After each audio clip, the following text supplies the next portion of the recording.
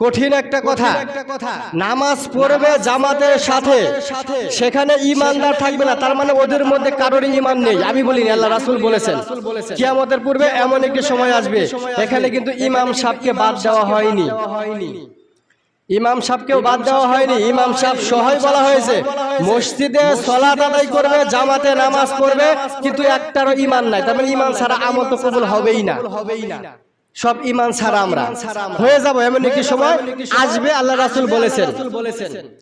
এখন যে নামাজ পড়ছে আমাদের ঈমান নাই, একটা উদাহরণ দেই। মানুষের মধ্যে কয়েকটি ভাগ আছে, ঈমানদার, বেঈমান, মুশরিক, মুনাফিক। মানুষের মধ্যে ভাগ আছে, তাদের ক্যাটাগরি অনুযায়ী তাদেরকে নাম দেওয়া হয়েছে। মুশরিক, যে শিরক করে সে মুশরিক, যার ঈমান নাই সে বেঈমান, যে কথা কাজে মিল রাখে না, ওয়াদা দিয়ে বরখেলাপ করে, কথায় কথায় মিথ্যা কথা বলে, আমানতের খেয়ানত করে, এ হলো মুনাফিক। এগুলো হলো মুনাফিকের আলামত। এবার দেখেন, এই গুণ যদি আমাদের মধ্যে থাকে তাহলে তো আমাদের ঈমান থাকবে না, নামাজ পড়লেই কি না পড়লেই কি। এবার দেখেন মুশরিক, যারা মূর্তি পূজা করে তারা মুশরিক, যারা তাবিজ লটকায় তারা মুশরিক, যারা শিরক করে তারা মুশরিক। এখন আমরা অহরহ শিরক করে যাচ্ছি।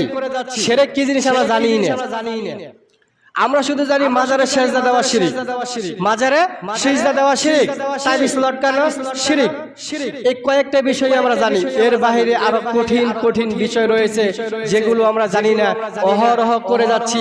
আমরা যে কখন মুশরিক হয়ে গেছি আমরা নিজেরাই জানি না।